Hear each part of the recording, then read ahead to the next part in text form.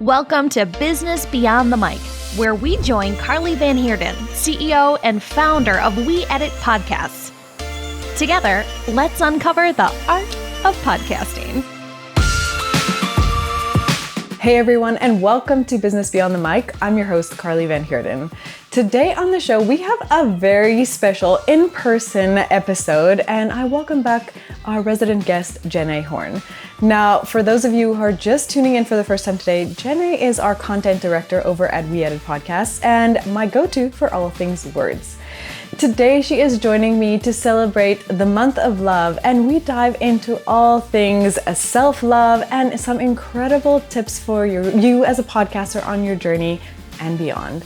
This was such a fun conversation, so without further ado, let's get into the show. Today on the show, we have a very special episode, so I decided to welcome back our resident guest, very own Jennay Horn, the content director of We Edit Podcasts. So welcome and thank you for joining me on the show. I'm so excited to be here.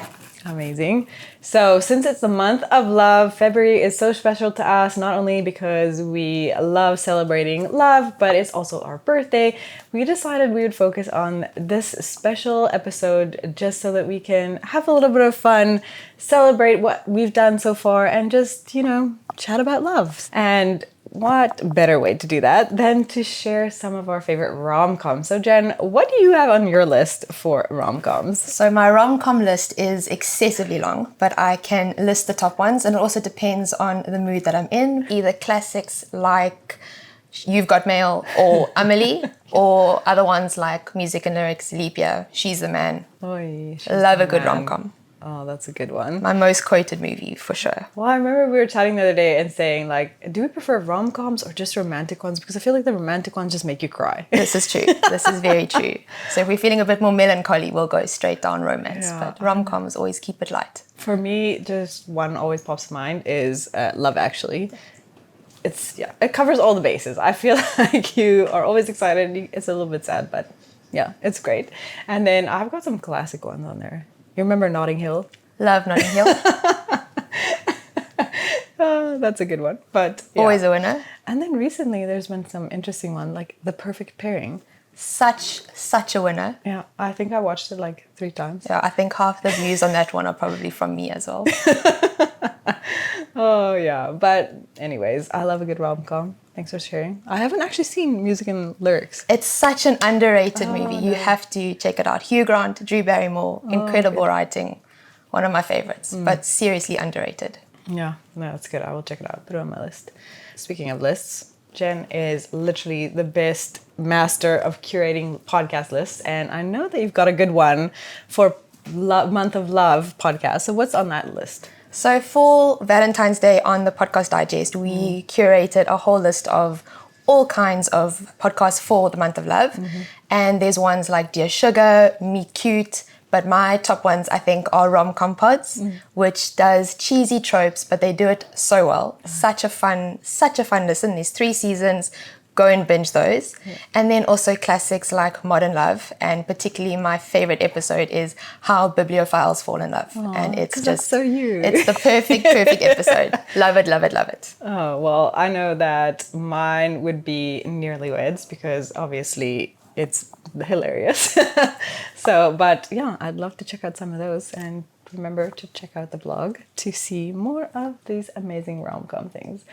But yeah, we're not here to just give you lists today. I think what we really wanted to focus on for this episode is share just a bit more about what, our main focus this year is. How do you take care of yourself as a podcaster too? Because we know this is a long haul game.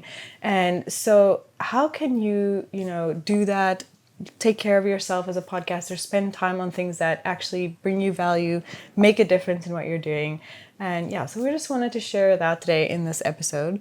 Mm-hmm. And I figure, why not start with something like personal to yourself? Mm-hmm. What is your favorite or most ideal date that you were thinking about? So I am perpetually single. So my perfect date would be April 25th, because it's not too hot, not too cold.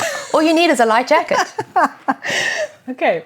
Classic. Also, okay, another classic, Miss Congeniality. If you did not get that, please go watch it. Oh, Jen. Well, there you go. If you're single, April 25th. April 25th. What is your ideal Oh, date? my ideal date. So, because I'm a mom, my perfect date is waking up in a hotel room with breakfast in bed and nobody else around. Does it sound funny? Yeah, but honestly, there's nothing better than sleeping a full 8 hours and not being woken up by someone jumping on you or... I can imagine.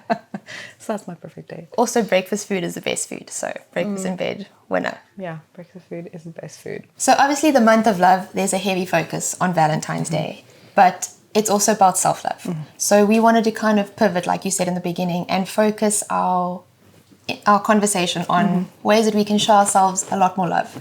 And so my question to you is, how do you personally take care of yourself, and what areas do you focus on when it comes to self-care? So actually, I would break this into two things. So for me, it's always your personal life and your work life. I know it's work-life balance, all the things, but it's nice to break it up. So for me personally, the first thing is exercise. Like for me, exercise is very important, whether it's going for a run, whether it's joining a class. If I go for a run, I get in our new place that we're staying at, I can go to the beach and see the beach, and it's like taking in nature. I'm filling my cup. If I'm taking a class like Pilates or something, then I get to socialize with people. I can, get out of the house, see something new, try something new. So that's important to me. Obviously, getting that me time. For me, having my coffee in the morning all by myself recharges me for the day. And if I don't get it in, I just feel all out of whack. So I prioritize that. And then, little things like listening to an audiobook or, finding time to just appreciate something that I've done or just like look back on something. And then for my work this year, I would say, because it's podcasting, it's like growing the business, it's, building my network, expanding my brand and everything.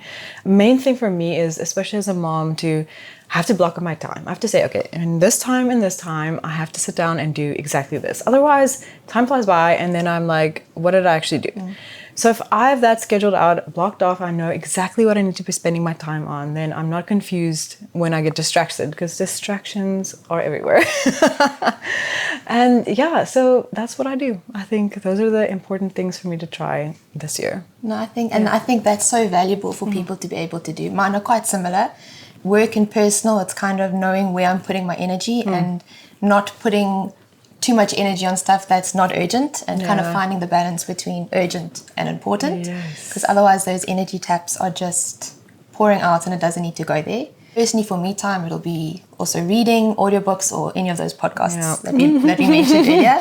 And then also drinking more water, because I realized that a lot of the time the way I'm feeling is just because I'm dehydrated. I thought I was sad, but actually just needed some more water. So up your water intake, people. No, I love it. And honestly, for podcasters, water is great because number one, you need a voice. And if you want some more advice on that, there's a great article on the blog about how to protect your voice as a podcaster. So check it out. We will put the link in the show notes. It's well worth the read and so good for taking care of your voice. Then obviously, Carli, one of the roles that you have to play is podcast host. So in terms of that hat, what are ways that podcasters can take care of themselves and practice some self-care, particularly within their podcasting process? Yeah, so I mean, in the same vein of things, it comes down to you personally as a podcaster. So maybe I'm not even doing all these things, but we found some great tips. And interestingly enough, the first one is you have to get great sleep. So I mean, in our generation, who isn't struggling with sleep when you're on your phone or working through the night or on different time zones or what have you? Sleep just comes down to fueling you in every way possible. So that's the first thing. And then number two, it's back to your body again. Give yourself some good nutrition. Drink your water. Drink your water, like Jen said, and eat properly, be well energized. I mean, for many of us, like especially busy moms, busy individuals working, you don't have time to do all these things and you're not eating properly, and then your energy plummets, your creative juices don't flow. It's an all-around thing. So those two are great ones. Underappreciated advice. And so what have you seen on the scene of taking care of yourself? I think some of the things in terms of just, again, going back to the thing about energy, is like learning to do things in batches yes. so that you're not splitting your attention between things, because you don't realize the amount of energy you're pouring into stuff if you keep changing your process. Yeah, absolutely. So if you're doing your social media captions, focus on that. Yeah. If you're editing, focus on that. Try not to be distracted. Put away your phone when you're doing a lot of your process, because again, it's just taking your time and making your process so much longer than it needs to be.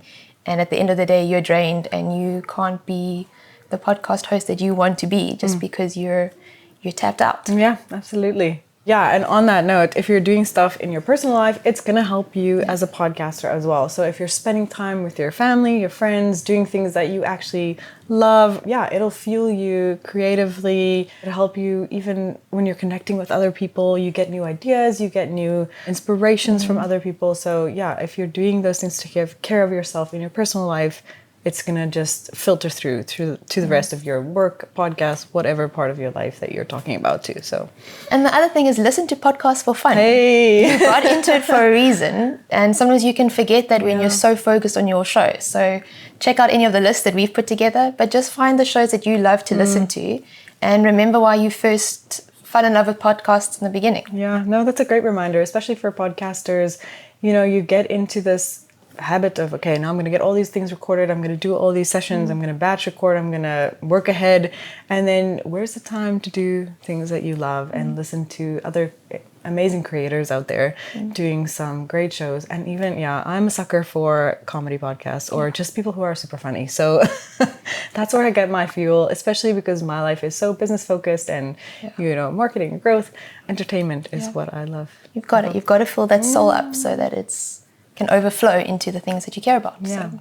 Do you have any other tips to share on what people can do? I think also, as you're saying, stuff that you do in your personal life can filter over to creativity in your podcast. So even doing other passions that you enjoy, it doesn't have to be everything that you do, but just find ways to celebrate that, make it a facet of your life, because again, it'll just fuel your creative juices and flow over into a better podcast. No, I agree. And sharing that with your community so that they see a better rounded version of who you are and as a podcaster, and they can take part in what you do and what you love. So yeah, don't Some be great scared advice. to share it. I have so loved this conversation, and because obviously it's tapping into favorite podcasts, favorite romcoms, self-love tips, all those sort of things. As we're wrapping it up, now in one of our newsletters on the podcast playbook, we said how we are not getting aboard the new year, new me train.